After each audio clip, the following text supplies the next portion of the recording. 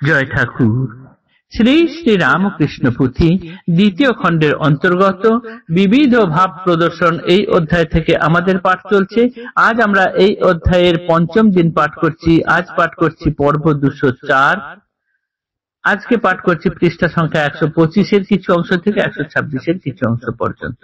এর আগের দিনের পাঠে দেখেছি পণ্ডিত পদ্মলোচনের সঙ্গে ঠাকুরের সাক্ষাৎকার হলো।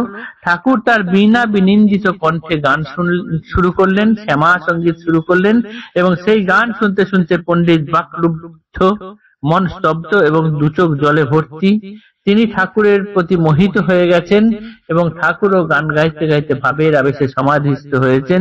সেই সমাধি ভঙ্গ হলে পরে তারপর পণ্ডিত পদ্মলোচন ঠাকুরকে সমাধির বিভিন্ন অবস্থায় কি কি উপলব্ধি হয় সেগুলো খুঁটিনাটি ভাবে জিজ্ঞাসা করছেন। ঠাকুরও সেগুলো তন্ন তন্ন করে উত্তর দিচ্ছেন। কিন্তু সমাধির অবস্থা থেকে ফিরে এসে তো কেউ কোনো কিছু বলতে পারে না, কিন্তু ঠাকুরও সেইগুলোর অনায়াসে ব্যাখ্যা করে যাচ্ছেন। এতেই বোঝা যায় যে ঠাকুর বেদান্তেরও পার। এরপর ঠাকুর যখন চলে যান তারপর কিন্তু পদ্মলোচনের রেশ থাকে। তিনি সর্বদাই ঠাকুরের কথা ভাবতে থাকেন এবং ভাবছেন যে যেটি দেখলাম, যা শুনলাম, সেটা কি সত্যি না স্বপ্ন। ঠাকুর তার এই যে সন্দেহ সেটি মোচনের জন্য এক কৌশল নিয়েছিলেন। এই অবধি আমরা গতদিন পাঠ করেছিলাম। তারপরের অংশ থেকে আজকে আমরা পাঠ করব। পণ্ডিত দুনিয়া জানা বর্তমানে বাসা, যবে যেথা উঠে কেন দুর্বোধ্য সমস্যা যথার্থ সিদ্ধান্ত কি বা মীমাংসারে আসে, দিক দিগন্তরবাসী কত লোকে আসে। মীমাংসায় বসিবার পূর্বে ধীরবর আছিল তাহার এক রীতি স্বতন্ত্র, জলপূর্ণ ঝাড়িয়া এক গামছা সহিত সর্বদা তাহার পাশে থাকিত স্থাপিত, তাই লয়ে হাতে ইতস্তত বিচরণ, পশ্চাতে তাহার হয় মুখ প্রক্ষালন, বদন মুখখন পরে গামছা দাঁড়ায়, তবে তিনি বসিতেন প্রশ্ন মীমাংসায়। এহেন প্রক্রিয়া করি বসিলে বিচারে, কেহ নাহি দুনিয়ায় হারায় তাহারে, ইষ্ট নিষ্ঠাবান হেতু পণ্ডিত প্রবর, ইষ্ট দেবী সুপ্রসন্না দেন এই বর।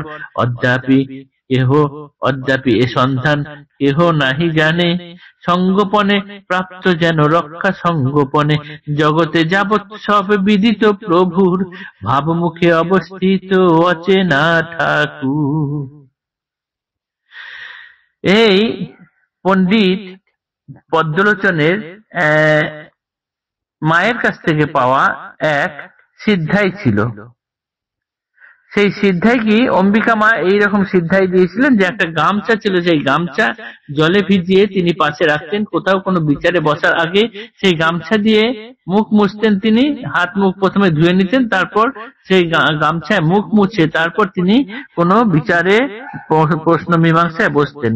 তারপর তাকে আর কেউ হারাতে পারত না। কিন্তু এই কথা কিন্তু কেউ জানতো না। কিন্তু ঠাকুর হচ্ছেন সমস্ত কিছুর পারে, জগতের সমস্ত সংবাদই ঠাকুরের জানা। তাই ভাব মুখে ঠাকুর এই সব কিছু দেখে ফেললেন।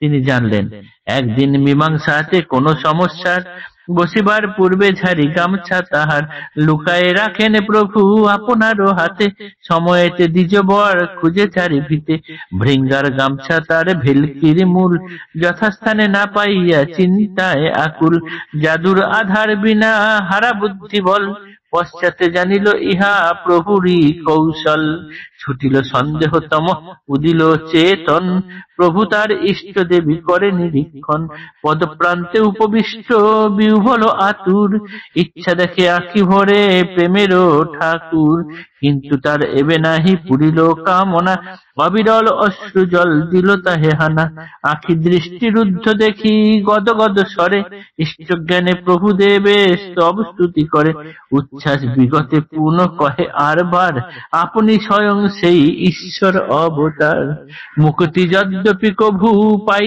এ পীড়ায়, দেশেতে পণ্ডিত যত যে আছে যেথায়, নিমন্ত্রিয়াতে সবারে সভা সাজাইব, ডাকিয়া হাকিয়া আমি সকলে কহিব, এই রামকৃষ্ণ নামে নরদেহধারী, পূর্ণ ব্রহ্ম সনাতন ভবেরও কাণ্ডারী, উদ্ধারিতে জীবকুল শোক দুঃখাতুর, ধর্মদ্বন্দ্ব দ্বন্দ্ব একেবারে করিবারে দূর।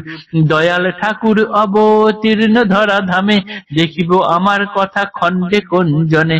কি দেখা দেখিয়াছিল প্রভুর ভিতর, ধন্য রামকৃষ্ণ দেবে ধন্য ধীরবর। ঠাকুর জগতের সমস্ত সংবাদ জ্ঞাত, তাই তিনি এই পদ্মলোচনের যে কায়দাটা, যেটা বর পেয়েছিলেন, যেটা তার তর্ক যুক্তিতে বাঁচার মন্ত্রপুত গামছা ছিল, সেইটি ঠাকুর একদিন কায়দা করে সরিয়ে দিলেন বিচারে বসার আগে। কিন্তু তার ফলে কি হচ্ছে না, তিনি অস্থির চিত্ত আকুল হয়ে গেলেন। ওই গামছা ভেজা জল দিয়ে মুখ না মুছলে তিনি সেইখানে বিচারে বসতে পারবেন না, বিচারে হেরে যাবেন। সেটিই তার মন্তব্য, সেটিই তার সিদ্ধাই, কিন্তু সেটি ঠাকুর সরিয়ে নিয়েছেন। পরে জেনেছিলেন যে এটি ঠাকুরেরই কৌশল, এবং তিনি তারপরে বুঝলেন যে তিনি যার বর পেয়েছেন সেই অম্বিকা রূপী এখানে ঠাকুর হাজির হয়েছেন। তাই তিনি ঠাকুরের কাছে গিয়ে গদগদ স্বরে কেঁদে কেঁদে বলছেন যে তুমি আমার সেই ইষ্ট দেবতা। তার দু চোখ দিয়ে এত জল বেরোচ্ছে যে তিনি চাইছেন সর্বদাই ঠাকুরকে দু চোখ ভরে একবার দেখতে, কিন্তু তার দু চোখের জলই সেখানে বাধা হয়ে দাঁড়াচ্ছে, ঠাকুরকে দেখতে পাচ্ছেন না। তাই তিনি বলছেন যে এই কষ্ট থেকে যদি একবার মুক্তি পাই, দেশের যেখানে যত পণ্ডিতগণ আছেন তাদের সবাইকে নিমন্ত্রণ করে এনে এখানে ডেকে আমি সভা করব। সেই সভার মধ্যে আমি হেঁকে বলবো, এই যে বর্তমানে রাম ও কৃষ্ণ রূপ নরদেহধারী মানুষটি রয়েছেন, তিনি আর কেউ নন, তিনি পূর্ণ ব্রহ্ম সনাতন, তিনি এ ভবের কাণ্ডারী। তিনি জীবগোলকে শোক দুঃখ থেকে দূর করতে, ধর্মদ্বন্দ্ব একেবারে নির্মূল করার জন্য দয়াল ঠাকুর হিসাবে এই ধরাধামে অবতীর্ণ হয়েছেন। দেখি আমি আমার সেই কথা সেদিন কে খণ্ডন করতে পারে। ধন্য সেই ধীরবর, ধন্য পদ্মলোচন। ঠাকুরের মধ্যে কি দেখেছিলেন সেদিন, ধন্য তিনি। আজকের পাঠ এতটুকুই থাকলো, আগামী দিনে পরের অংশ পাঠ করব। জয় ঠাকুর, নমস্কার।